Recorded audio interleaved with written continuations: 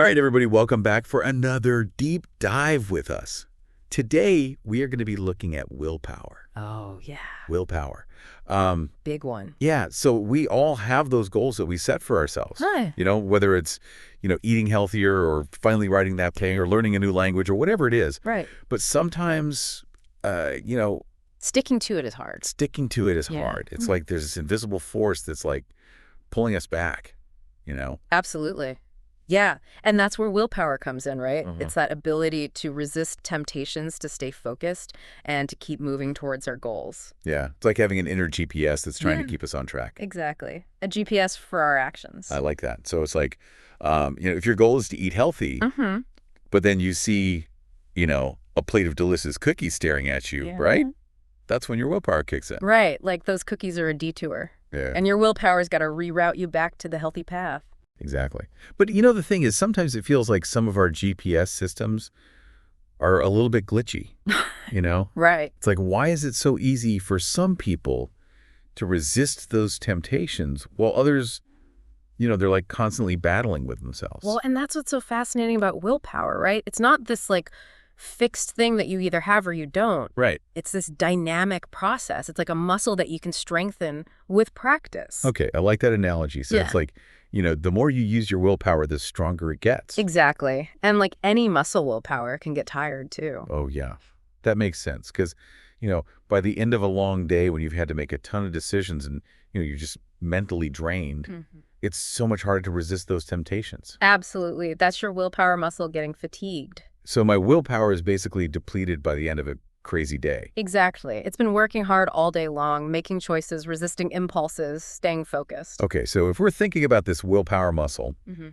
how do we actually make it stronger then? Well, there are a lot of different strategies that we can use, but one of the most important things is understanding the role of belief. Belief. Okay, so you're saying that if we believe in ourselves and our ability to achieve a goal, it actually helps boost our willpower.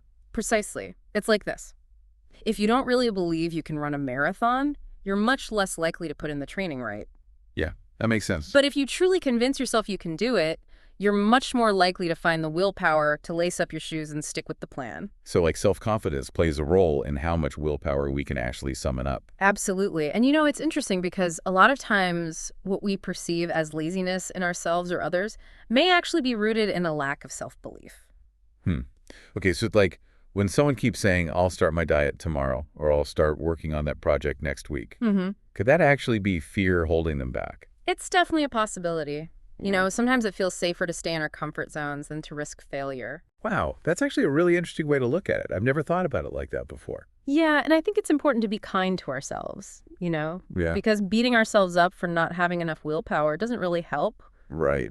It's more about understanding the factors that influence our willpower and then finding ways to work with them. So like you said, understanding that willpower is like a muscle that can get tired means that we need to be strategic about how we use it. Exactly. For example, scheduling your most important tasks for when your willpower is likely to be highest. Oh, like first thing in the morning when you're fresh and you've had your coffee. Exactly. Or, maybe for some people, it's after they've had a chance to exercise or meditate or whatever helps them feel energized and focused. Yeah. And it's funny because when you think about it, willpower is kind of this like ancient survival skill. Oh, absolutely. Our ancestors needed willpower to survive. Yeah.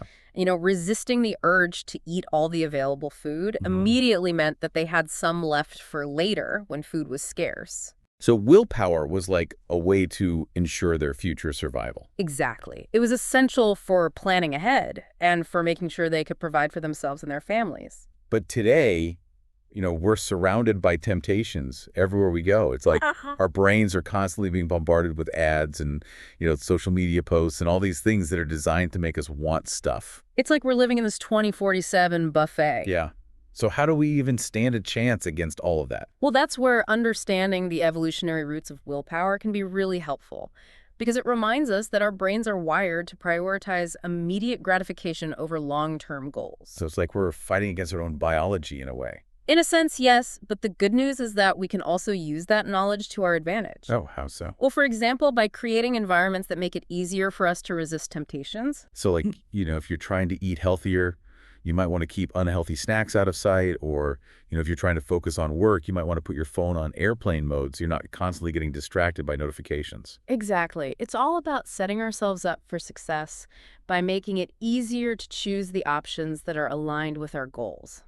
I'm starting to realize that willpower is so much more complex than I initially thought. Hmm. It's not just about being strong-willed. It's also about understanding our own psychology and, working with our brains instead of against them. Absolutely. And it's a journey, It's about Yeah. constantly learning and experimenting and finding what works best for us as individuals. Well, I definitely feel like I've learned a lot from this deep dive on willpower. Thanks so much for sharing your insights with us. My pleasure. Always happy to talk about this stuff. And to our listeners, I want to leave you with this thought. Think about a goal that you've been struggling with. Maybe it's something you've been putting off, or maybe it's something you've tried and failed at before. What role might self-belief or even fear of failure be playing in that struggle? It's something to really ponder as we wrap up our deep dive on willpower. Thanks for joining us. This is DigitView.